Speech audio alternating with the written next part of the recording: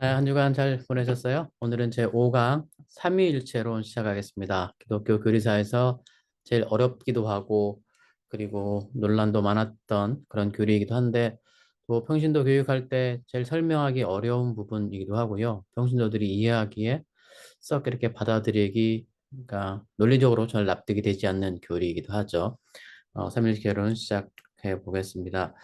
삼위일체론의 성서적 근거, 이게 문제가 왜 어렵냐면 성경에 삼위일체라는 단어가 안 나오기 때문에 그렇죠. 삼위일체가 어디 나오느냐 이런 거죠. 그러면 삼위일체가 신약에만 나오느냐? 삼위일체간 교리는 사실 그 바울의 축도에 두도 나오기도 하지만 복음서에서 보면 마태복음 4장에 예수님께서 세례 요한에게 세례를 받고 올라오실 때 성자 하나님은 세례를 받으셨고 그때 성부 하나님께서 하늘에서 말씀하셔서 이는 내 사랑하는 자요 내 기뻐하는 자라 이렇게 성부 하나님 말씀이 있으셨고 성령 하나님도 하늘에서 비둘기처럼 내려오셨고 이렇게 삼위일체 하나님의 한 하나님의 독특한 그런 나타남을 증거로 들면서 삼위일체 교리를 많이 이야기하기도 합니다. 오늘 교재에는 안 나왔지만 삼위일체가 어디서 등장하느냐? 그러면 바울의 얘기도 있지만 이 마태복음 예수님 세례 받으시는 장면을 얘기를 할 수 있겠어요. 그러면 구약에는 안 나타나느냐? 뭐 구약에는 삼위일체란 말이 물론 더 없죠. 신약에도 없는 말이니까. 그러나 구약에서는 어떤 단어, 어떤 개념을 의인화해서 그것을 하나님의 역사로 어떤 신적인 존재로 표현하는 방법들이 있었습니다. 근데 그게 중에 그 하나가 지혜인데요. 물론 이제 지혜는 지혜 문학에 나오겠죠. 욥기, 잠언, 전도서 같은 지혜 문학에서 나오는 지혜를 마치 하나님과 분리되어 있지만 하나님께 의존해 있는 어떤 인격체인 것처럼 이렇게 다루는 인격화의 개념으로서 말하는 거죠. 주로 여성 명사로서 구약에 표현이 되고요. 또 하나가 하나님의 말씀. 이 하나님의 말씀이 하나님과 독립되어 있는 별개의 실체처럼 하나의 인격처럼 이렇게 다루는 말씀들이 있어요. 그래서 하나님의 말씀이 하나님의 목적과 뜻을 이루기 위해서 세상 속으로 들어가서 그 인격체 아래에서 역할을 하는 그러한 형태로 보여지는 것을 하나님의 말씀이라고 하고요. 하나님의 인도, 구원, 심판 이런 거에 관한 말씀들, 특히 뭐 예언에 관한 말씀들이 이렇게 해당이 되겠죠. 또 하나가 하나님의 영, 피조물 속에 있는 하나님의 임재와 능력을 가리키는 것, 이런 형태로 하나님의 영 구절을 사용합니다. 특히 이제 하나님의 영은 메시아 안에 있는 존재로 이렇게 구약 성경에서 많이 그려지죠.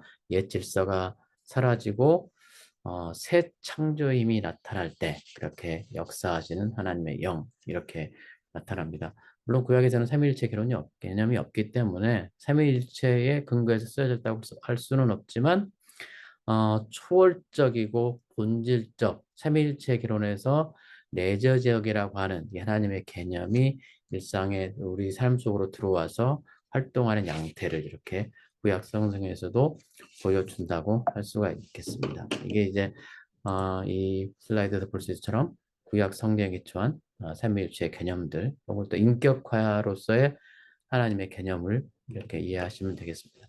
역사적으로 삼위일체론이 어떻게 발달이 되어 왔나 잠깐 살펴보겠습니다. 시작은 좀 2세기의 이레나이오스부터 좀 볼 수 있었으면 좋겠네요. 구원의 경륜이라는 말, 헬라어로 오이코노미아란 말 들어보셨을 거예요. 하나님의 경륜. 영어로는 이코노미라고도 번역이 되고요.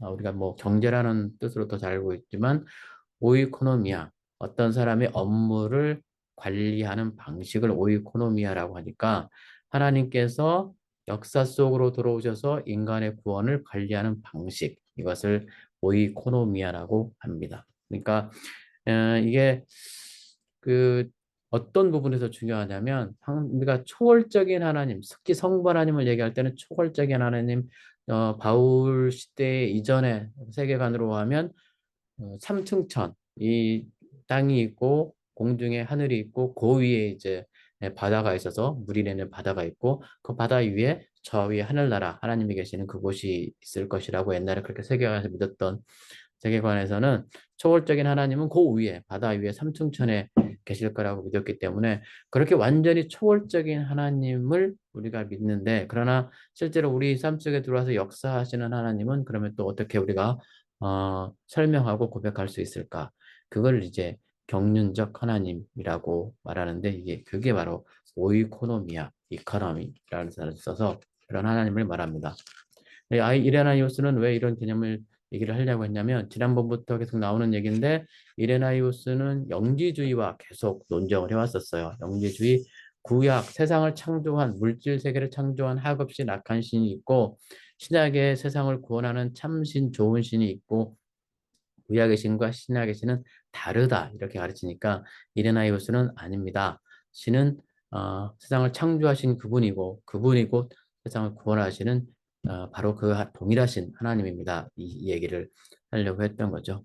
그래서 창조하시고 구원하시기 위해서 내려오신 하나님 그리고 구원을 이루고 가시는 또 성령님 각기 다른 위격으로 활동하시는 분이 동일하신 한 하나님이다라는 말을 하고 싶었던 거죠. 그래서 하나님의 말씀, 하나님의 아들, 우리 주 예수 그리스도 이분은 누구냐면 성자 하나님이시고 창조하신 그분, 초월하시는 그분은 성부 하나님이시고 또 우리 이 세상의 구원 이루기까지 이 가운데 역사하시는 그분은 성령 하나님이시다. 이렇게 얘기를 하는 겁니다. 이레나이오스 시작을 했고요.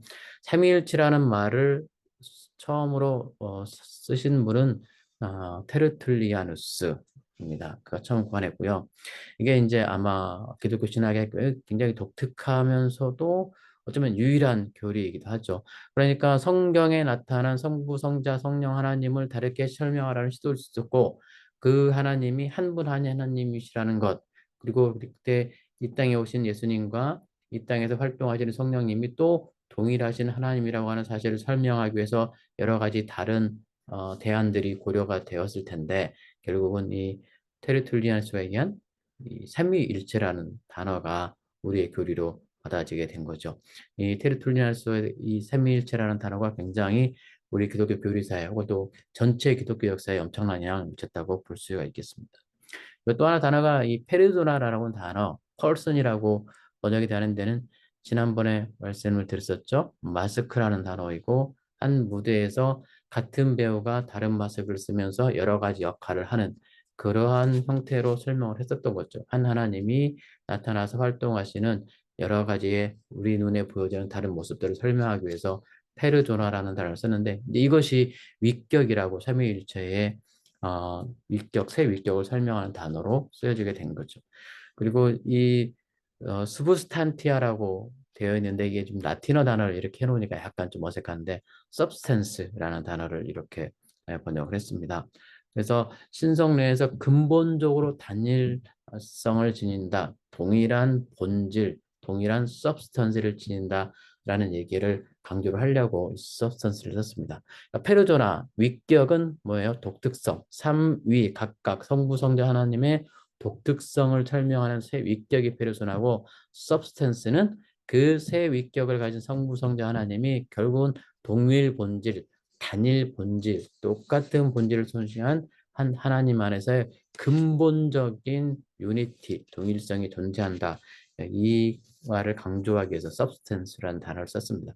그러니까 삼일체 교리 초반에 삼일체라는 단어가 나왔죠. 페르조라는 단어가 나왔었고요. 스부스탄티아라는 단어가 이때 나오기 시작한 겁니다. 그러고 나서 이제 삼일체 개념들이 역사적으로 등장을 하게 된 거죠. 아까도 말씀드렸듯이 프리툴리아니스 하나님은 하나이시다. 그 하나님은 창조 질서와 전혀 단절된 분이 아니고 하나님께서 이 세상의 구원을 위해서 특히 세상을 회복시키시고 인간을 구원하기 위해서 활동하신다는 사실을 이 구원의 경륜, 오이코노미아를 통해서 우리가 알 수 있다고 주장합니다. 이 하나님의 활동은 굉장히 복잡하며 이 복잡성 속에서 하나님의 활동이 또 굉장히 또 독특하고 이 독특한 하나님 삼위일체 하나님이 일하시는 것이 결국 동일하신 하나님의 단일한 본질 위에 구성되어 있다. 이렇게 주장을 하는 거죠. 그래서 substance, 실체는 세 위격, 페르조나를 하나로 통합하시는 것이고 그리고 또 페르조나는 반대로 하나의 substance, 본질을 세 가지로 구분지어서 우리가 성부, 성자, 성령 하나님을 구별할 수 있게 인식할 수 있게 해준다고 말하는 거죠. 그러니까 성부, 성령 하나님은 독특하게 갈라져 있지만 그러나 구분되지 않고 갈라져 있지 않고 한 분 하나님으로 통일된다고 하는 사실을 설명하기 위해서 이 테툴리안스가 트리니타스라는 단어를 썼습니다. 그래서 온전한 단일성, 유일성을 일치하는 채 구별되고 구별되면서 서로 조화를 이루는 관계, 이것을 삼위일체로 설명합니다. 동방교회에서는 세 위격, 이거는 뭐 페르소나, 퍼슨스라고 하지만 하이포스타시스라고도 하죠. 그래서 동방교회에서는 독특한 개별성을 강조하지만 성자, 성령께서 성부로 나왔다는, 왜냐하면 동방교회는 단일성을 강조하기 위해서 성부, 성자, 성령의 개별성, 구별성의 포인트를, 강조점을 놓는 게 아니라 단일성의 강조를, 중점을 두기 위해서 성부로부터 성자와 성령이 나왔다. 이렇게 관계입니다. 그래서 존재론적 관계, 성부가 어떤 분이고, 존재론이라는 게 그냥 궁극적인 물음이잖아요. 하나님의 존재론적 개념을 우리가 규정한다고 하면 하나님이 누구신가로 하는 형이상학적, 어쩌면 철학적 규정을 하는 거니까 동방교회는 존재론적으로 삼위일체를 규정하기를 더 선호했기 때문에 성부 하나님은 누구시며 성자 하나님은 누구시며 성령 하나님은 누구이신가, 이런 경향을 띄었습니다. 그래서 세 위격은 존재론적 관계에서 자체의 특성, 성부 하나님은 누구시, 성자, 성령 하나님은 누구십니다. 이렇게 정의됩니다. 그러나 이 서방교회 아우구스티누스는 오히려 존재론적보다 관계론적으로 설명을 해요. 성부와 성자와 성령의 하나님의 서로의 관계가 어떻게 되는가? 어떻게 서로 역할을 감당하시고 어떤 식으로 우리 안에 보여지는가라고 얘기를 합니다. 그래서 서방교회는 하나님의 단일성에서 출발하고 세 위격 관계를 세 사회, 성부, 성자, 하나님 사이의 상호 관계라는 측면에서, 아까도 말씀드렸죠, 관계라는 측면에서 해석을 하는 경향이 두드렸습니다. 이것이 아우구스티누스가 공헌한 사상입니다. 그래서 이 관계성을 얘기할 때 꼭 기억하셔야 될 단어가 페리코레시스라고 하는 단어입니다. 페리코레시스는 삼위일체 할 때마다 나오는 단어이니까 기억해 두시면 좋습니다. 우리말로 상호 내주 혹은 상호 침투라고 하는 단어입니다. Mutual Interpenetration이라고 하는데요. 6세기부터 사용되어지기 시작했다고 알려져 있습니다. 그래서 세 위격이 서로 관계를 맺는 방식인데 세 위격이 개별성을 유지하면서 동시에 각 위격이 다른 두 위격에 참여한다. 그래서 존재의 공동체, community of being이라고 설명을 합니다. 이 존재의 공동체 안에서 각 위격은 자기 고유의 정체성을 유지하면서 다른 위격 속으로 침투에 들어가고 또 다른 위격의 침투를 받는다. 침투에 들어가고 침투에 받는다. 그래서 상호 침투, the mutual interpenetration이라고 이렇게 설명을 합니다. 그래서 이것은 어떻게 보면 성부, 성자, 성령 하나님이 사랑의 관계 가운데에서 서로 춤추고 회전하는 그런 관계, 서로가 서로를 이렇게 옛날에 우리 수학할 때 이렇게 원 세 개가 서로 교집합이 있고 또 이렇게 교집합이 있지만 완전히 겹치지 않고 서로 분리되어 있는 그런 그림으로 사실 상상을 해서 이렇게 설명을 하면 조금 더 이해가 될 수 있을지 모르는데 어쨌든 상호 침투라고 하는 것, 개별성을 유지하면서 서로가 서로 이렇게 그 온전히 하나 되는 사랑의 관계라고 하는 사실을 설명하는 단어가 페리코레시스라고 한다는 것 기억해 주셨으면 좋겠습니다. 그리고 또 하나가 전유, 귀속이라고 하는데요. 양태론이라고 하는 이단이 났습니다. 조금 이따가 말씀드릴 텐데 그 양태론에서는 성부, 성자, 하나님의 존재론적으로 서로 다른 분이라고 하는, 다르게 나타난다고 하는 그런 이단이 있었는데 이 존재론은 삼위일체의 사역은 하나이며 삼위일체의 모든 외적 활동에는 삼위일체의 모든 위격이 참여한다, 이렇게 가르칩니다. 좀 이따가 양태론을 설명하면 이해가 갈 텐데, 그러니까 성부 하나님이 창조하신 것도 성부, 성자, 성령 하나님이 삼위일체가 함께 창조한 것인 것이고 십자가 달리신 사건도 성부, 성자, 성령 하나님의 사건으로 보는 거죠. 이렇게 보는 거죠. 상호 내주 그리고 또 전유 이렇게 보면 성부, 성자, 성령 하나님 삼위일체는 존재의 공동체, 세 인격 모두가 하나로 통일되고 서로 공유하고 서로 교환되는 그런 공동체라고 설명을 할 수 있습니다. 이것이 페리코레시스와 그리고 어포프리에이션, 전유 혹은 이 단어들이 설명하는 삼위일체 개념입니다. 네, 그 김홍지 이후에 지난주에 봤었던 김홍지 이후에 삼일일체론이 비판을 받죠. 근데 왜냐하면 상식적으로 좀 이해가 갈 수 있을 것 같아요. 계몽주의는 합리적 인간의 논리 이성으로 이해가 안 되는 것들은 굉장히 부정적으로 봤기 때문에 삼위일체가 성경에 나오지도 않고 그리고 논리적으로 사실 다 이해가 안 되는 거죠. 삼위일체론이 이게 어떻게 말이 됩니까? 하나이면서 셋이고 셋이고 하나이고 그리고 또 각각의 분리가 되어 있으면서 하나라고 하고 하나이면서 또 분리되어 있다고 하고 상호 침투가 된다는데 그게 논리적으로 무슨 말이냐 이렇게 이해가 안 된다고 하는 거죠. 그러면서 이게 원래 기독교 신앙에서 나온 말이 아니라 이게 우리 기독교 형이상학들이 만들어낸 가설의 개념이다 이렇게 얘기하는 거죠. 그래서 이성년들 특히 영국의 이신론자들, 계몽주의자들은 비판적으로 바라보고 딱 이렇게 받아들일 수 없다, 비합리적이다 이렇게 거부를 했던 거죠. 근데 이러다가 칼바르트에 와서 다시 헤밀처럼 굉장히 확 기독교 교리 중 굉장히 중요한 교리로 떠오르게 된 게 왜냐하면 칼바르트가 교회 교의학을 쓰면서 삼위일체론을 맨 앞에 두면서 삼위일체론을 굉장히 중요하게 강조를 했기 때문에 그렇습니다. 그래서 역사 속에 현실적으로 하나님이 계시하는 것, 하나님이 드러나시는 것 이것이 삼위일체론과 열접하게 연결되어 있다.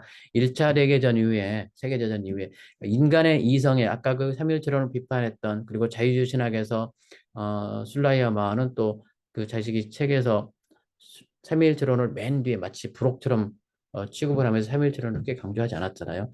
계몽주의, 인간의 이성, 이신론, 합리주의가 계속 발전해 오면서 삼위일체론을 비판했었고 그리고 자유주의에서도 그랬었고 그리고 이 인간 이성 합리주의의 그 끝판이 뭐였냐면 제1차 대개전 혹은 또 2차 대개전까지 인간들의 그 전쟁에 빚은 참혹한 결말을 보면서 이렇게 어, 이성의 한계에 다시 도전해서 하나님의 계시를 강조하는 칼바르트의 노력이 그러니 이 역사 속에서 실제로 계시하는 삼위일체 신앙으로 다시 돌아가자 이런 의미에서 삼위일체를 강조했기 때문에 20세기 칼바르트의 공헌에 의해서 삼위일체론이 다시 등장하게 됩니다. 20세기 와서 그랬고요. 그래서 이제 문제는 뭐냐면 삼위일체 개념을 어떻게 우리가 이성적으로 설명할 수 있을까? 신학적으로 설명을 할 수 있을까? 이런 문제들이 계속 대비가 되죠. 우리 교회에서 어렸을 때부터 주일학교 때부터 삼위일체론을 설명하는 여러 말들을 우리도 사실 배우면서 들었던 것 같아요. 근데 아일랜드 수호신 성 패트릭 그리고 세인트 패트릭스 데이 지금 미국에서도 개념하죠. 세인트 패트릭은 잎이 세 개 달린 그 토끼풀 예, 클로버 잎 가지고 설명을 했다고 그래요. 하나의 풀이 새 잎이 있는 것처럼 설명을 했었고요. 샘과 우물과 신의 유비라고 책에 나와 있죠. 샘에서 나오지만 우물이나 신의 물이 다 같은 물이고 근원은 다 같은데 물줄기는 다양한 모습으로 흘러가지만 알고 보면 결코 나눌 수 없는 물이라고 하는 근원적으로 같은 존재라고 하는 것 얘기하고요. 목걸이의 유비, 목걸이에는 많은 고리가 있지만 다 연결되어서 결국은 하나라고 하는 것. 우리가 성령을 만나면 성자 하나님도 만나고 성부 하나님도 만나고 결국은 하나님 삼위일체령을 만나게 된다는 얘기고요. 무지개 유비 한 햇빛이지만 그 한 줄기 빛이 그 광선의 다양한 색깔들을 보여주듯이 오직 한 줄기의 광선이 있지만 여러 가지 색깔로 보인다고 하는 이런 유비들 설명해서 설명을 했던 거죠. 그러니까 삼위일체론을 설명하기 위한 나름대로 자구책이었던 것 같습니다. 지금 제가 말씀드렸던 이런 비유들이었고요. 이제 삼위일체 개념할 때 중요한 거 이것도 잊으시면 안 되는데 아까 말씀드렸듯이 경륜적 삼위일체와 본질적 혹은 내재적 삼위일체라고 해요. 이 책의 번역에서는 essential trinity를 본질적 삼위일체라고 했는데 사실은 내재적 삼위일체란 말을 더 많이 쓰는 것 같아요. 경륜적 삼위일체와 내재적 삼위일체 이렇게 생각하시면 되고요. 칼 라너의 The Trinity, 삼위일체라는 책으로부터 주목을 받았던 이론입니다. 한 분 하나님을 이해하는 하나님의 역사를 이해하는 두 가지 방식이라고 보면 되고요. 본질적 혹은 내재적 삼위일체란 시공간이라는 역사의 제한 밖에서 활동하시는 아까도 말씀드렸듯이 저 위에 초월적으로 계시는 하나님, 지난주에도 말씀드렸듯이 피조물과 창조주를 구분한다고 그랬죠. 그래서 그 창조주 하나님의 그 완전한 초월성을 강조하기 위해서 초월적인 하나님, 저 위에 계신 하나님, 피조물과는 감히 피조물로서는 상상할 수 없는 완전하신 하나님을 얘기할 때 이렇게 어, 본질적, 내재적 하나님이라는 단어를 씁니다. 사실 이게 다른 종교들도 있고요. 특히 힌두교 같은 경우에는 신이라는 존재를 극단적으로 초월적으로 그래서 그 니구나 브라만이라고 하는 브라만은 신두교에서는 본질적으로 모든 신들이 다 다른 신이지만 이 다른 약 한 200만의 다른 신들이 다 성육신, 우리는 기독교에서는 예수님 한 분만 성육신 하잖아요. 하나님이 인간의 몸을 입고 나타난 성육신은 기독교에서는 단 한 예수님의 유일성이지만 힌두교에서는 사람으로만 나타나는 게 아니라 동물로도 나타나고 수백만 가지의 성육신이 있는데 결국 그 다른 신들이 알고 보면 브라흐만이라고 하는 한신, 완전히 전적으로 초월적인 궁극적 실제, 뭐 얼티밋 리얼리티라고 하는데 궁극적 실제로 완전히 초월적인, 그러니까 우리 같은 피조물로서는 전혀 상상조차 개념조차도 알 수 없는 초월적 신이 있는데 그 신을 우리가 어떻게 알고 있느냐? 힌두교에서 가르침입니다. 그 신이 자기를 들어보내기 위해서 다른 신으로 나타나는. 그러니까 인간의 몸을 입고 나타나는 게 아니라 아예 사람이 상상하고 보일 수 있고 신앙의 존재로 삼을 수 있는 대당할 수 있는 신으로 존재로 나타나는 신적 존재를 사구나 브라만이라고 해서 약간 하등신이기도 하고 사등신이라기보다는 인간이 개념으로 파악할 수 있는 신으로 나타난다고 하거든요. 그러니까 신의 초월성을 얘기할 때 다른 종교에서도 다 신의 초월성들을 얘기해요. 완전히 뭐 이슬람도 마찬가지죠. 신의 초월성을 얘기하기 때문에 어떠한 형상도 만들면 안 되는, 형상도 만들면 우상이 되는. 예, 그렇죠. 뭐 유대교도 마찬가지고 특히 그 초월성이 가장 많이 강조가 되는 게 힌두교의 비위원론, 아드바이타 베단타라고 하는 비위원론 신이고요. 우리가 기독교에서 그나마 초월적 하나님 얘기할 때 본질적 하나님, 내재적 하나님이고 그러면 경륜적 하나님 뭐냐면 그 초월적 하나님이 이 세상에 들어와서 역사하시고 우리 구원을 위해서 우리 눈에 보이게 활동하시고 역사하시는 우리 인간의 구원의 경륜에 직접적으로 개입하시고 활동하시는 하나님을 얘기합니다. 그래서 구원의 경륜을 통해 역사하시는 하나님을 통해서 우리가 하나님을 알게 되는 거죠. 그렇죠? 그래서 구원의 경륜적 삼위일체, 내재적 삼위일체 이렇게 좀 이해를 하셨으면 좋겠습니다. 그 두 가지 이단 이거 좀 기억하셨으면 좋겠고요. 이게 어쩌면 우리가 초등학교 때 좀 배웠을 수 있는 이론입니다. 양태로 모달리즘이라고 하는 것은 아까 잠깐 나왔을 때 말씀드렸는데 다르게 나타나시는 거예요. 시대마다 하나님께서는 어느 시대에는 성부로 나타나시고 어떤 시대에는 성자로 나타나시고 어떤 때에는 성령으로 나타나시고 하는 거죠.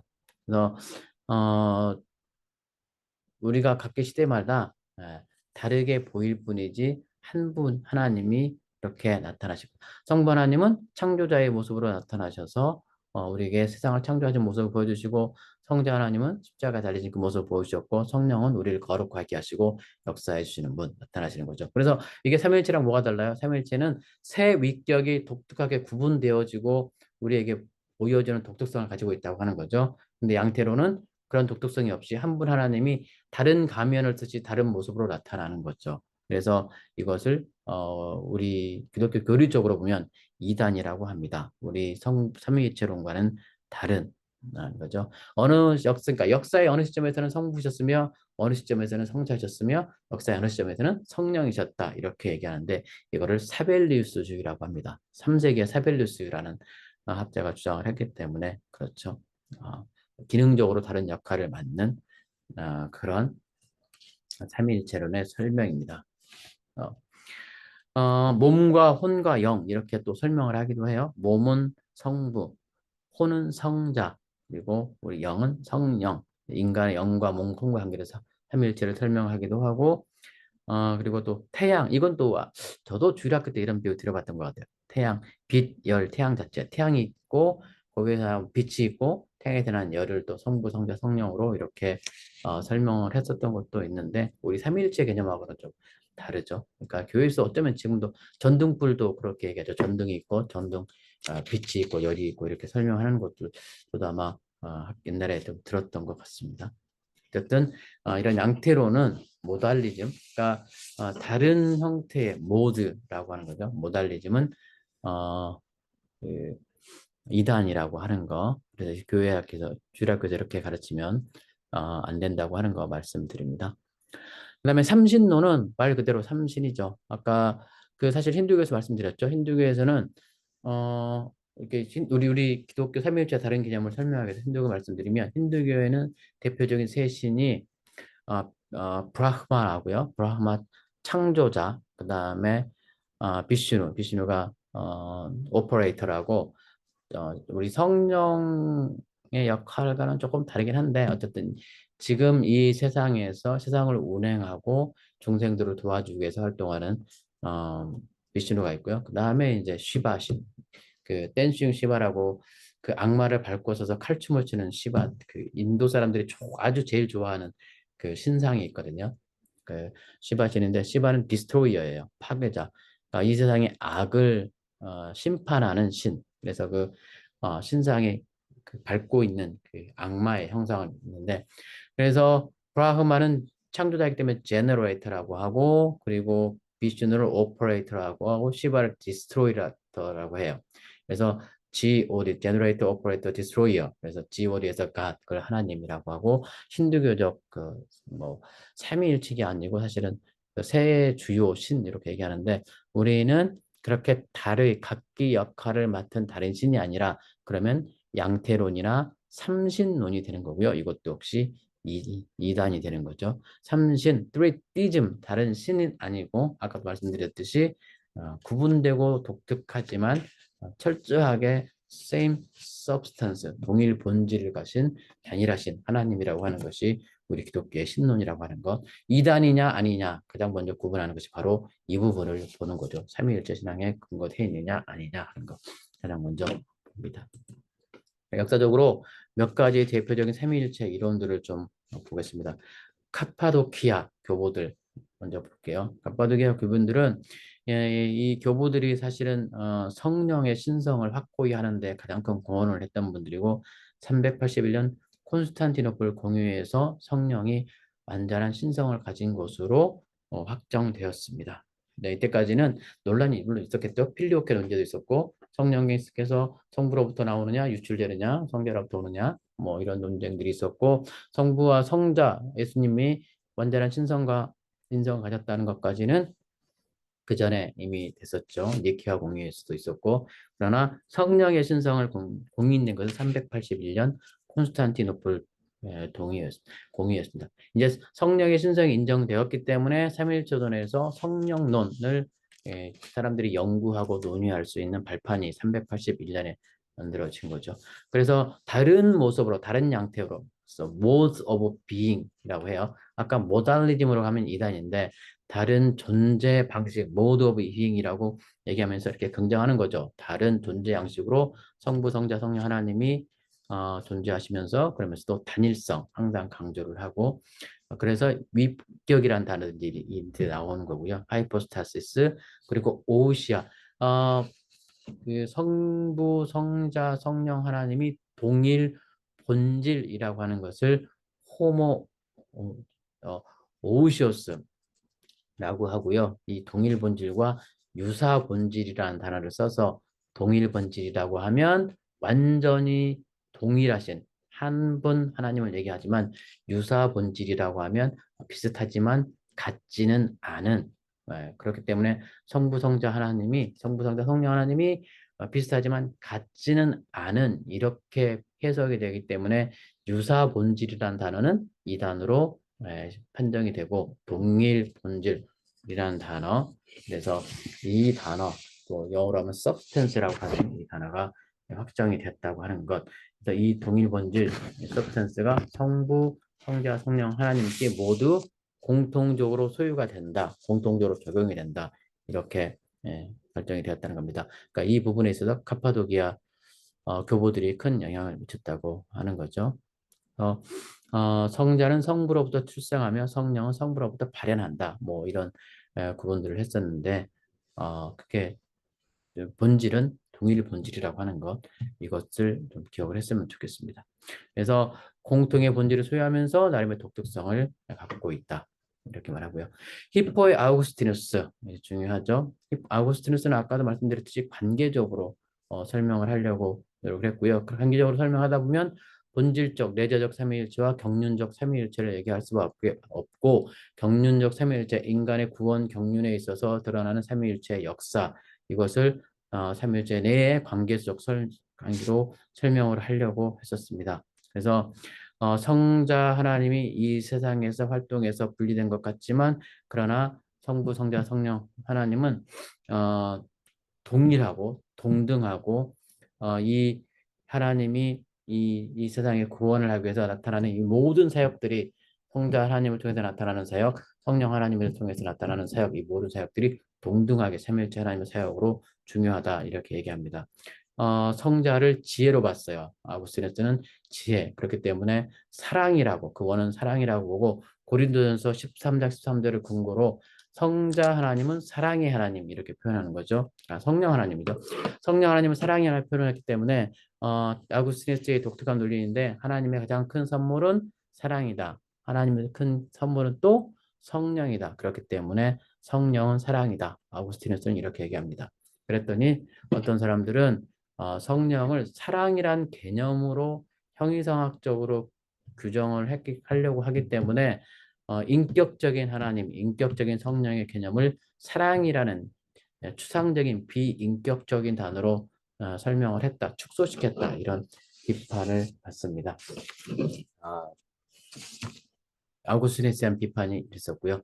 또 아우구스티누스는 인간의 그러니까 전에도 한번 얘기했었죠. 하나님은 세상을 창조하실 때 창조물에 하나님의 어떤 흔적, 다른 분들은 사인이라고 했는데 흔적을 남겨놓았고 창조의 정점이 인간이기 때문에 하나님은 인간에다가 하나님의 흔적, 하나님의 형상의 흔적을 남겨놓았고 그 하나님의 형상이라는 것은 삼위일체의 흔적을 인간에게 남겨놓았고 인간에게 있어서도 인간의 정점은 마음이기 때문에 마인드죠. 이 마인드에다가 삼위일체의 흔적을 하나님이 창조하실 때 남겨놓았다. 그래서 인간의 정신, 인식, 사랑의 삼중 구조를 삼위일체의 구조로 설명을 합니다. 그래서 어쨌든 아우구스티누스는 이렇게 관계적으로 설명을 하려고 했고요. 그 다음에 아까 말씀드렸듯이 20세기 와서 이제 그 삼위일체의 개념을 새롭게 다시 불러일으켰던 사람이 칼 바르트였습니다. 칼 바르트는 아까 말씀드렸으니까 짧게 언급하고 넘어가면 죄인인 인간은 근본적으로 하나님의 말씀을 들을 능력이 없다. 그죠? 근데 그럼에도 불구하고 우리가 하나님의 말씀을 들었잖아요. 그래서 왜 어떻게 죄인인 인간이 하나님의 말씀을 들을 수 있는가? 말씀이 하나님의 말씀을 죄인이 되어 들려주시고 그 말씀이 인간에게 우리의 죄성을 드러내 보이게 해 주셨다. 이렇게 말씀합니다. 계시 하나님에 관한 말씀이 들려지고 하나님의 존재에 대한 계시가 이루어지는 것은 하나님께서 처음부터 끝까지 계시의 과정을 주도하셨기 때문에 왜냐하면 죄인이라서 우리는 하나님의 계시를 받아들일 수 없고 알 수 없었지만 하나님이 처음부터 끝까지 하나님이 주도하신 과정이었고 인간은 수동적으로 받아들이는 존재라는 것. 그래서 계시가 되기 위해서는 하나님이 우리가 죄인임에도 불구하고 그럼에도 불구하고 자기 자신을 계시하셔서 우리가 죄인이라는 사실을 깨닫게 해주시고 우리가 죄인이라는 사실을 깨닫게 해주셔야지 우리에게 구원이 필요하고 구원자가 필요하다는 사실을 우리가 알 수 있기 때문에 그러니까 하나님에 대해서 알 수 없었던 우리가 하나님의 주도적인 계시에 의해서 하나님을 알 수 있게 되었다. 그래서 계시는 인간이 하나님에 대해서 설명하는 것이 아니라 하나님에 의해서 전적으로 계시가 되고 그 계시가 전적으로 온전히 하나님에 의해서 드러나야 된다.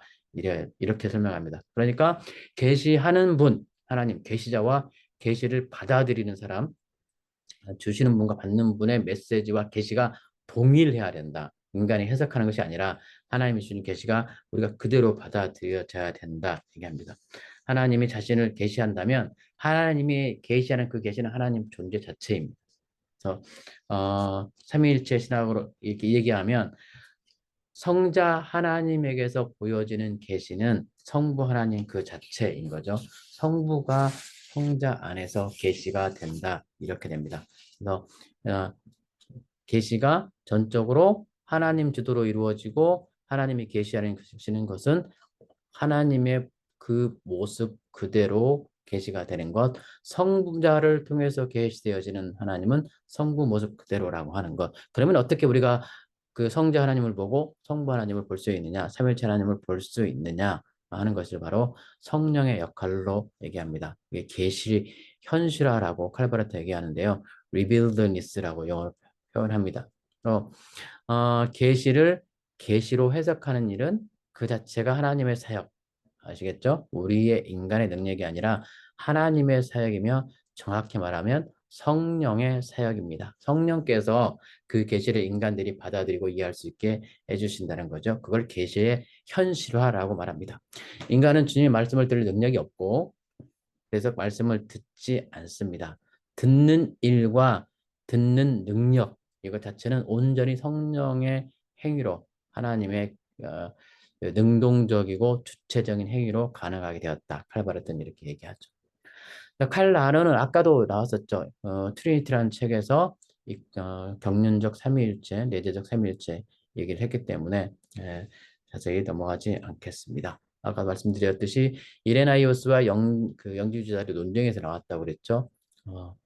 창조주 하나님은 그 악한 신, 구약의 하나님, 어, 또 이렇게 낮은 신, 신약의 하나님, 선한 신, 좋은 신, 구원자 하나님 이렇게 얘기했던 영지주의 맞고 싸웠기 때문에 초월적 하나님과 경륜적 하나님을 설명할 필요가 있었고 인간 역사에서 하나님의 구원의 경륜의 역사를 설명할 필요가 있었고 창조주 하나님, 구원자 하나님이 동일하신 분의 역사하기 위해서 이런 설명들을 했었다라는 거 아까도 말씀드렸습니다. 다시 그러면 이제 로버트 젠슨이라고요. 지금 아마 살아있는 미국 신학자입니다. 미국 신학자인데 이 로버트 젠슨은 사실 좀 우리 한국 사람들에게 아직 그렇게 익숙치 않은 뭐 몰트만이나 이런 학자들에 비하면 그렇게 많이 알려져 있지 않은 학자이긴 한데요. 요즘 조직 신학을 듣다 보면 꼭 짚고 넘어가는 새롭게 하고 굉장히 주목받는 신학자라고 할 수 있습니다. 그래서 이분이 설명이 뭐냐면 그때 당시에 성서가 쓰여졌던 배경에서 구약 성경은 다신론 시대에 살고 있었던 뭐 그렇죠. 그냥 구약 성경 내내 문제가 가나안의 그 가나안의 우방이 아니라 이방 신들 우상들 가나안 토착 우상들 또 그리고 또뭐 바벨론 포로로 끌려가서도 또 거기서 씨름했던 마르둑이라고 하는 신들 이런 신들 뭐 신약 성경에서 마찬가지이고 이런 신들과 다진전 문화에서 어, 우리 삼위일체 하나님은 어떻게 구별할 수 있을까? 그러니까 삼위일체라고 하는 것이 다신론 사회에서 잘못 해석되면 다신론 문화로 섞여 들어가서 오해될 수가 있는 거죠. 인도에서 왜 기독교가 이렇게 어렵냐? 인도 사람들은 전부 다 그냥 받아들여 버려요. 예수님 인정한다. 예수님 그 성육신 하신 하나님이라고 인정한다. 다 받아들이고 그렇지만 그 하나님이라는 개념 자체도 궁극적 실제, ultimate reality, 니구나 브라만의 나타남, 사구나 브라만, 그러니까 니구나 브라만이 굉장히 다양한 신으로 모든 세계의 모든 역사에 걸쳐 나타나 왔는데 하나님 너희가 알건 하나님도 그 중에 하나고 예수님이라는 그분도 하나님의 아들이 맞기는 하는데 우리 그가 믿고 있는 뭐 시바든 비슈누든 브라흐만인 이런 신들 나타난 것처럼 너희 하나님도 몸을 입고 오셔서 예수라는 성육신을 했다. 뭐 이렇게 받아들인 거예요. 힌두교에서 설명하는 수많은 신들 중에 하나로 그냥 이렇게 쳐버리는 거예요. 부정하지 않고 그러니까 설명하기 굉장히 어렵죠. 그냥 힌두교 속으로 들어가. 불교가 사실은 힌두교보다 커졌다 아쇼카 왕 때. 그런데 인도에서 불교가 발전을 했고 나라 전체 국교가 불교가 됐을 때가 있었죠. 근데 결국은 시대가 지나면서 힌두교 안으로 다 포섭되어 들어가는. 그러니까 힌두교 안에 무신론도 있고 다신론도 있고 유류신론도 있고 다 있거든요. 어떤 종교가 와도 다 이렇게 받아들이는. 그러니까 그 가운데 유일하게 힌두교랑 적을 해온 게 이슬람 정도 있고요. 좀 어렵습니다.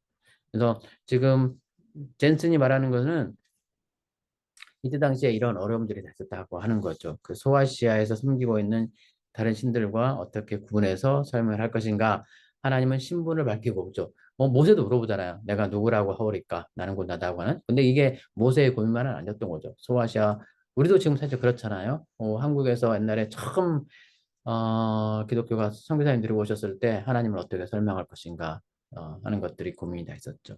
근데 이러한 고민에 의해서 생겨난 고리에 영향을 받았다는 것들 얘기합니다. 그래서 젠슨이 뭐라고 하냐면 그렇기 때문에 그런 고민 가운데 생겨난 개념들이 인간의 그 철학적으로 추론해낸 얘기가 아니라 하나님의 자기 계시가 우선을 했었고 하나님의 자기 계시를 가지고 그 계시를 그 지역에 살고 있는 소아시아나 가나안이나 팔레스타인 이쪽 중동이나 이쪽 저기 사람들에게 설명하기 위한 노력이 삼위일체 교리였다. 그래서 복음서는 하나님이 누구냐? 우리 주 예수 그리스도를 죽은 자 가운데서 일으켜 세우신 분이라고 이렇게 설명을 했다고 하는 거죠. 그래서 우리 주 예수 그리스도를 죽은 자 가운데서 살려내신 하나님을 어떻게 잘 설명을 해서 이 사람들에게 이해할 수 있을까?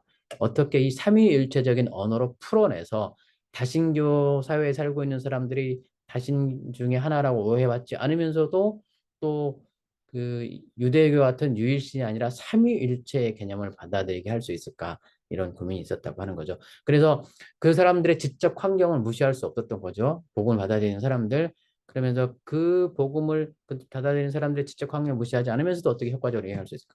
한 가지 예를 들면 바울이 아테네에 갔을 때 그 그리스 사람들이 쓰는 섬기를 얘기하면서 얘기를 하잖아요. 너희가 알지 못하는 신에게 경배한다고 하는데 너희가 알지 못하는 신을 내가 오늘 알게 해주겠다. 이런 것들처럼 그 사람들이 이야기할 수 있게 해주려고 그리스 사람들의 철학적 개념, 그 종교적 개념들을 가지고 와서 설명을 했어요.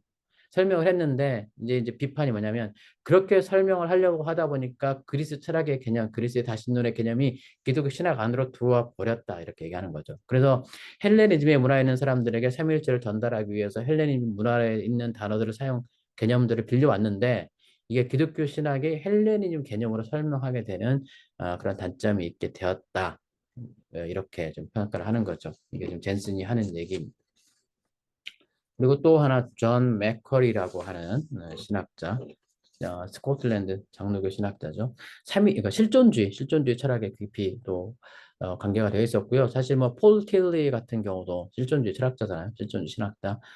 기독 신학에서도 실존주의 영향을 무시할 수가 없죠. 익지스텐셜리즘이라고 하는 기독교 실존주의 철학이죠. 1966년에 기독교 신학의 원리라는 책을 썼는데요. 하나님에 대한 정적인 이해에 맞서서 역동적인 이해, 인간의 실존적인 삶의 근거에서 실제적으로 우리가 이 땅을 발을 딛고 흙을 밟고 살아가는 사람들의 우리의 실존의 삶에서 하나님 삼위일체 하나님을 어떻게 얘기할 수 있을까라는 개념입니다. 그러면서 삼위일체 하나님이 자신을 삼위일체라고 계시하지 않았더라도 인간은 궁극적으로 하나님을 삼위일체적으로 받아들일 수밖에 없었을 것이다. 이렇게 약간 독특하게 얘기를 하는 거죠.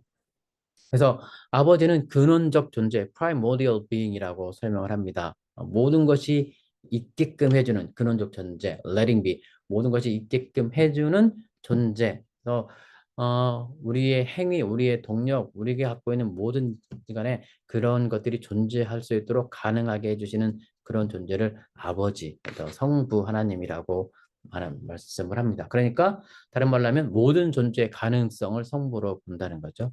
아들은 현현의 존재, 나타난 존재, expressive being, 표현되어지고 보여지고 나타난 존재로 얘기합니다. 또 근원의 존재, 아버지는 존재들의 세상 속으로 자연을 표현할 수가 필요가 있었어요. 초월적인 하나님, 본질적 내재적 하나님은 이 세상에 자신을 표현할 필요가 있었죠. 그래야지 인간을 구원할 수 있고 인간이 누군지를 알 수 있도록 자신을 계신할 필요가 있었는데 이런 근원적인 존재 아버지가 현현의 존재 익스프레시브 비용을 통해서 이 존재 자체가 세상 속으로 흘러 들어오면서 우리가 알게 되었다. 이게 이분이 바로 로고스라고 하는 그리스 철학에서 궁극적 진리라고 사람들이 믿었던 이 로고스이며 이 세상 창조에서 성부 하나님의 전대적 절대적 초월 하나님의 대리자라고 이 사람은 설명을 합니다. 맥쿼리는 이렇게 설명을 해요. 그러니까 성부 하나님 예수 그리스도를 그렇게 얘기하시는 거죠. 창조주 성부 하나님의 대리자로 창조를 했다 이렇게 얘기하고 기독교인들은 성부의 존재가 무엇보다도 예수 그리스도의 유한한 존재 안에서 우리에게 드러난다, 나타낸다, 보여준다. 무슨 말씀인지 아시겠죠? 예수 그리스도가 아니면 우리가 하나님을 상상할 수 없고 볼 수 없으니까 예수 그리스도 존재 안에서 우리가 성부를 볼 수 있고 하나님은 예수 그리스도 안에서 성부 하나님을 표현한다 이렇게 얘기하는 거죠. 성령은 일치의 존재 라고 부릅니다. 일치의 존재, unity of being이라고 하는데요. 존재와 존재자들의 일치를 유지하고 강화하고 필요에 따라 회복시킨다. 이것이 성령의 역할이고 기능이다. 그리고 그래서 무슨 말이냐면 하나님과 세상, 하나님과 세상. 아까 이거를 맥쿼리는 존재와 존재자들이라고 구분하잖아요. 존재와 존재자들. 하나님은 존재 자체이고 우리는 존재자들. 존재에 의해서 세상에 존재하게 된 존재자들. 하나님과 우리 인간들의 일치를 새롭게 하고 더 높은 수준으로 끌어올리고 증진시키고 고양시키는 것이 성령의 역할이다. 이렇게 얘기합니다. 성령은 존재자들, 우리를 얘기하는 겁니다. 존재자들을 이끌어서 우리를 존재하게 한 창조주, 그분, 그 존재를 알고 존재와 더 풍요롭게 일치하도록 하는 역할을 한다. 이것이 맥쿼리가 말하는 삼위일체 이론입니다. 자, 그러면 최근에 일어난 설명들을 좀 몇 가지만 얘기하고 마치도록 하겠습니다. 슐라이어마어 아까 말씀드렸죠. 삼위일체론은 그 자기 책 기독교 신앙이라고 하는 책의 맨 뒤에 부록처럼 그렇게 대단하게 취급을 하지 않았었고요. 그리고 이제 몰트만은 삼위일체와 하나님 나라 이것도 또 삼위일체론의 좀 중요한 책인데 삼위일체와 하나님 나라에서 기독교 신학이 너무 형이상학적이고 추상적인 개념에 잡혀 있다 이렇게 비판하는 거예요. 삼위일체 결혼도 실제로 우리가 우리 구원이나 우리 삶에서 이렇게 이해되지 않고 삶으로 사라지지 않고 경험되지 않은 하나님, 그냥 머릿속에 추상적인 개념으로 철학적인 개념으로 있는 하나님은 어느 정도 한계가 있다고 하는 거죠. 그래서 몰트만은 관계적인 하나님, 지금 우리가 사실 우리 이 세상 사회에서 관계 속에 살아가는 사람들에게 좀 더 우리가 피부적으로 잘 이해될 수 있는 하나님의 개념을 설명을 하려고 했었어요. 그래서 몰트만은 삼위일체는 우리의 사회적 프로그램이다. 소셜 프로그램이다. 이렇게 얘기합니다. 하나님을 신적인 세 위격의 연합, 아까 초반에 많이 그 말씀을 드렸듯이 독특하지만 서로 관련된 세 주체의 연합 이렇게 얘기합니다. 세 주체의 연합, 연합이란 단어를 왜 쓰는지 알겠죠? 그냥 실제 관계적으로 우리 삶에 영향을 미쳐서 우리도 이렇게 연합하고 관계하고 서로 사랑하고 이런 관계 속에서 살아가는 존재라고 하는 인간의 존재를 규정하기 위해서 그렇습니다. 존재론적으로 온톨로지컬하게 존재론적으로 하나님은 어떤 분이고 삼위일체는 이런 개념이고 성부, 성자, 성령 따로 이런 분들이다 이렇게 끝나는 게 아니라 세 분이 맺는 페이코레시스 상호 침투하는 관계적 개념을 설명을 하려고 그래요. 그래서 일신론 너무 간단한 그 형이상학적 일신론을 극복하고 그렇게 해야만이 이 기독교 신앙에서 개인주의를 극복하고 인격적 사회주의 더불어 살아가는 세상을 우리가 만들 수 있다 이렇게 얘기하는 거죠. 그러니까 삼위일체라는 개념 자체가 좀 관계적이고 사회적인 개념이 되어야지 기독교인들이 이런 극단적 개인주의를 벗어나서 좀 사회성 가지고 함께 더불어 살아가는 그런 세상을 만들 수 있다. 진정한 인간 공동체의 규범을 삼위일체 교례 안에서 발견할 수 있다. 이렇게 얘기합니다. 지나치게 권위주의인 것, 중앙 집권적인 것, 이론론적인 것 이런 것들을 조금 몰트만은 좀 경계한다고 보면겠죠. 또 사회적 삼위일체 이론이 신학적인 기능도 가지지만 신학적인 기능이 뭐예요? 삼위일체 이론을 설명하는 신학적 개념도 있지만 사회적 삼위일체 이게 기능적 역할도 한다는 거죠. 기독교인들로 하여금 좀 더 주변 사람들과 어찌 보면 또 요즘 같은 경우에는 사람들뿐만 아니라 창조 세계와 피조 세계와 함께 관계를 맺고 살아가는 사회적 기능을 한다. 이렇게 얘기하기도 합니다. 이렇게 말하니까 몰트만을 비판하는 사람들은 몰트만은 너무 이상주의자다. 인간 세상들이 그려내는 이상적인 사회를 삼일체에 투영해서 설명을 한다. 이렇게 비판을 하기도 합니다. 그리고 이제 몰트만 지나가고 에버하르트 융엘 삼일체와 형이상학 보겠습니다. 세상의 신비이신 하나님, 미스터리, 신비이신 하나님, 1977년에 이 책을 썼는데요. 아까 우리 몰트만이 했던 얘기와 또 비슷한 얘기일 수도 있는데, 어떤 특정 형태의 형이상학, 이 메타피직스라고 하는 형이상학이 좀 제국주의적 성격을 가진다. 그래서 이게 이제 제국주의 성격을 가진 탐일체에 대한 설명도 그렇고 사실 신학 자체가 그렇다는 거예요. 이게 전혀 틀린 말이 아닌 게 주로 이제 백인 남성 유럽의 문화, 문명, 군사 제국주의를 이끌어왔던 이 백인 제국주의 신학이 사실 기독교를 이끌어왔다고 해도 과언이 아니거든요. 어떻게 보면. 그러니까 신학 자체가 이렇게 제국주의적인데 이런 것도 용납된다면 원래의 성경이 말하는 기독교 신개념을 파괴하게 된다. 이렇게 얘기하는 거죠. 데카르트 얘기했는데 데카르트 나는 생각한다, 고로 나는 존재한다. 이게 되게 멋있는 말인데 나는 생각한다, 나는 존재한다. 그러면 그 사람들이 왜 생각한다, 존재한다 굉장히 앨리스적인 느낌이 나잖아요. 나는 생각한다, 나는 존재한다. 나처럼 생각하지 못하고 나처럼 존재에 관해서 깊이 성찰하지 못하는 사람들, 좀 이런 사람들에 대해서 어, 존재조차도 하지 않는 비존재인 것처럼 인비저블 이렇게 취급할 수가 있게 되는 거죠. 어쨌든 서양 철학의 좀 특징이 그거예요. 굉장히 좀 이렇게 독단적일 수도 있고 이성주의에서는 인간을 너무 과하게 하나님보다 성경보다 더 인간의 이성 위에 올려놓을 수도 있고 또 지난번에는 다른 문화 세계 정복하게 하면서 다른 문화를 정복하다 보니까 진리가 하나가 아니라 다른 형태의 다양한 종류의 진리가 있을 수 있다는 걸 묻기도 했지만 그럼에도 불구하고 이 서양 문명 백인들의 문명의 우월성을 한 번도 이 사람들이 양보를 해본 적이 없는 거예요. 그러니까 이 사람들이 갖고 있었는 형이상학적인 철학적인 자부심과 이런 개념들이 기독교 신앙을 해석하는 데는 결코 긍정적이지 않다 이렇게 얘기하는 거죠. 니체나 포იერ바하나 피테 같은 사람들이 기독교 신에 대해서 굉장히 부정적으로 말할 때는 성경에 나오는 신을 부정하는 것이 아니라 이 형이상학적 철학들이 만들어낸 이 신론을 거부한다고 지금 융헬은 비판을 하는 겁니다. 그래서 알레스테 맥켄타이어가 이런 말을 했다고 하잖아요. 19세기와 20세기의 불신앙의 대상으로 밀려난 하나님은 다름 아니라 17세기 때 고안된 신이었다. 이게 뭐예요? 성경의 하나님이 아니라 17세기 때 유럽인들이 만들어낸 신의 개념이 19세기, 20세기에 와서 사람들로부터 교회에서 배척받게 되었다. 이런 얘기를 하는 거예요. 이제 비꼬는 거예요.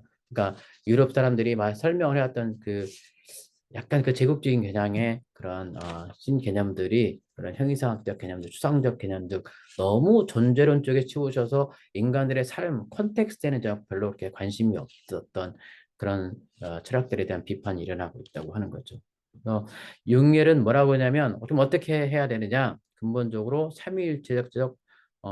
삼위일체적 본질을 갖는 신 개념을 회복해야 된다. 하는 거죠. 하나님은 십자가에 달린 그리스도에게서 자신을 알리시며 신앙은 십자가에 달린 인간 나사렛 예수를 하나님과 동일한 분으로 인식한다는 것. 이것이 융헬의 주장입니다. 그러니까 융헬도 몰트만처럼 십자가를 자기 신학의 중심으로 보는 거죠. 몰트만도 그랬죠. 십자가에 달리신 하나님. 그리스도 십자가 죽음을 우리가 올바로 해석할 때 유신론적 철학적 이론론을 벗어나서 기독교 고유 본래의 삼위일체적 신앙을 회복할 수 있다. 이렇게 융헬이 얘기를 합니다.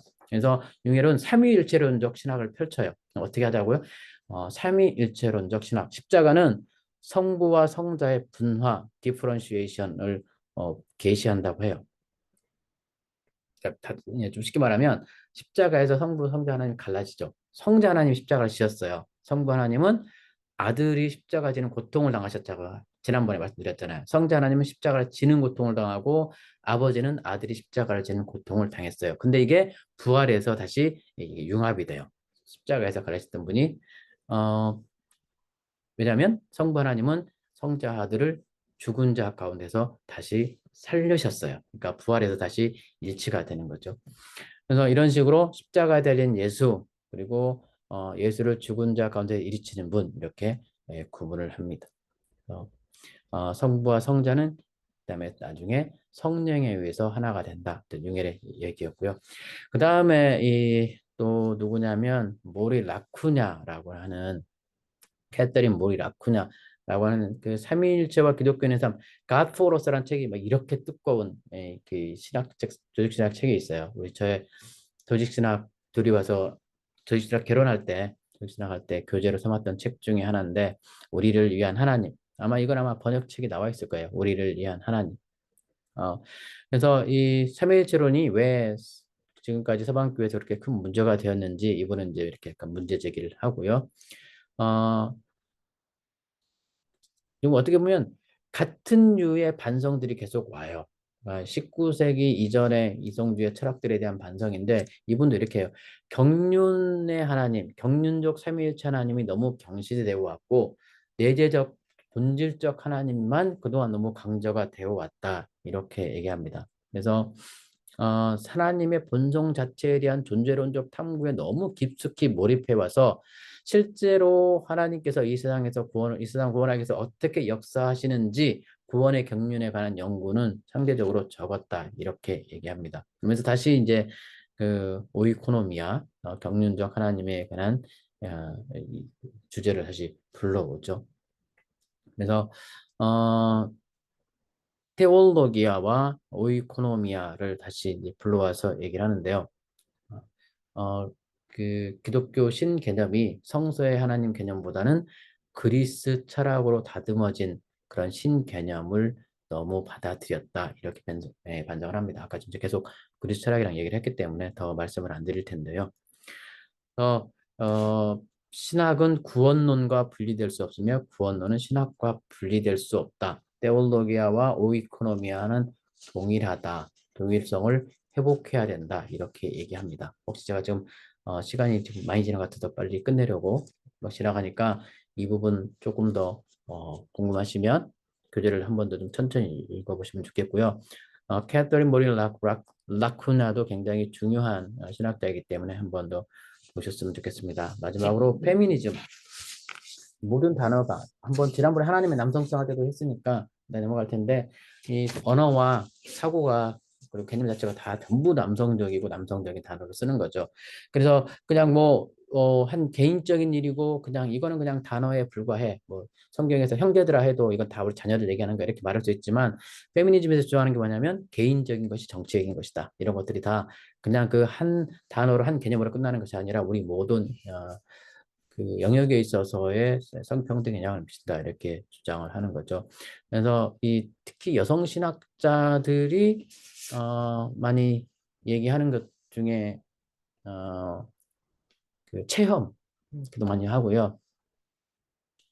줄리아노 무도비치 저 중세 신비가도 말씀드렸죠. 그분도 뭐 환상, 꿈 이런 체험 얘기 많이 했었고 이 코클리라고 하는 이분도 어, 그 삼위일체적 틈을 기독교의 기도, 특히 말을 많이 사용하지 않는 관상기도, 묵상 이런 것들을 분석함으로써 삼위일체의 뿌리를 해명할 수 있다 이렇게 주장을 해요. 그냥 독특하죠? 사실 삼위일체하면 가장 어떻게 보면 논리적이고 이성적이고 합리적으로 설명하기 위해서 그냥 2000년 동안 신학자들이 노력해왔는데 이분은 전혀 틀을 깨고 체험, 기도로 그리고 은사기도, 관상기도를 통해서 삼위일체 개념을 세울 수 있다 이렇게 얘기를 합니다. 성령의 역할, 예언, 황홀한 체험들 이런 것들과 연관지어서 하나님에 대한 합리주의, 아까 우리 앞에 학자들이 최근에 와서 비판한 합리주의를 비판할 수 있다 이렇게 얘기를 합니다. 남성적인 신학 작업은 로고스, 합리주의, 절대적 불변의 진리 이렇게 얘기하지만 여성의 신학은 관계성, 여성들이 특히 관계성이 좀 더 강점이 있죠. 그리고 에로스와 연결 짓는다는 점, 에로스가 우리가 생각하는 것처럼 이렇게 육적인 사랑이 아니라 에로스가 굉장히 좋은 의미로 원래는 그렇게 사용이 돼요. 그래서 요즘에 Theology of Eros라는 굉장히 유명한 책이 있어요. 에로스의 신학. 그래서 에로스가 원래 굉장히 긍정적인 얘기인데 우리가 굉장히 육체적인 사랑으로 이렇게 잘못 알고 있는데 그래서 그 하나님과 우리의 관계 또 하나님이 또 삼위일체가 서로 관계하시고 상호 침투하시는 관계 내에서도 그렇고 하나님과 우리 인간의 관계를 에로스의 관점에서 설명을 해내려고 하는 여성 신학자들의 최근 노력들이 많이 있어요. 그래서 에로스를 주제로 어, 그 출판되어지는 주식신학 쪽 책들이 굉장히 많이 있거든요. 근데 이분이 이제 이렇게 얘기하면서 관계성으로 많이 설명을 하죠. 그러니까 사실은 존재론 쪽으로만 너무 치우치는 거 이게 좀 어떻게 보면 좀 위험하고요. 사실은 그 전에 존재론적 개념도 없을 때에는 존재론적으로라도 성령이 누구시고 성부자가 누구시고 성자가 누구신지 이 삼위격이 어떻게 연관이 되는지 규정을 하는 것이 중요했기 때문에 누구일까 무엇일까 이런 질문에 대한 답을 여기서 존재론적으로 설명을 했지만 그러나 이제 신학 쪽에 이만큼 발전을 해왔고 삼일체에 대한 얘기만큼 됐으면 이제는 존재론적보다는 관계론적 면에서 페리프레스 측면에서 경륜적 삼일체는 측면에서 더 많이 설명이 돼야지 지금 21세기에 우리 현실을 살아가는 사람들에게 그 사람들 사람 속에서 삼일체 하나님이 역사에 역사하시고 구원을 이루기 위해서 오늘 또 일하시는지를 좀 설명할 수가 있게 되는 거죠. 그래서 지금 20세기, 21세기 이후로 반성들이 그거 같아요. 경륜적 이 세계 내에서 역사하시는 하나님의 삼위일체, 하나님의 역사를 좀 더 우리 인간 관계적인 측면에서 규정을 해보자 이렇게 되는 것 같습니다. 수고하셨습니다. 지난주에 말씀드렸듯이 것들이의 책을 좀 보낼 텐데 30페이지 정도 돼요. 그래서 제가 미리 말씀드리는데 혹시 읽으시다가 이해가 잘 안 되시거나 좀 어려우신 분 있으면 괜찮습니다. 그 책은 지금처럼 다 이해하시지 않아도 되고요. 다음 주에 제가 강의를 할 텐데 강의 내용만 보고 쓰셔도 되고 다음 주에는 내용을 좀 간략하게 쓰셔도 되겠습니다. 이거는 영어를 굳이 읽어야 된다 이런 거 아니고요. 영어 그거밖에 없다 그것도 아니고 한국어로 된 다른 삼일체 책들을 제가 하거나 아니면 논문들을 할 수 있는데 제가 보니까 그냥 이런 관점으로 좀 이해를 해보는 것도 상당히 유익하겠다 이런 생각이 들어서 좀 하는 거거든요. 그러니까 그것들이 책을 보시고 아, 어려우시면 어려운 데는 넘어가시고요. 네, 그냥 할 수 있는 만큼만 최선을 다해 주시기 부탁드립니다. 저는 월요일부터 수요일까지 온두라스 선교지 행사가 있어서 갔다가 밤에 오면 목요일, 금요일 강의 준비하고 또 교회에 밀린 사역들을 좀 해야 돼서 목요일 약간 가능하면 금요일에 제가 강의를 올릴 텐데 만약에 못하면 토요일 정도 하루 정도 미뤄질 수 있다는 말씀 미리 좀 드리겠습니다. 감사합니다. 한 주간 잘 지내시고요. 또 은혜 넘치시고 행복하시기 함께 기도하겠습니다. 감사합니다.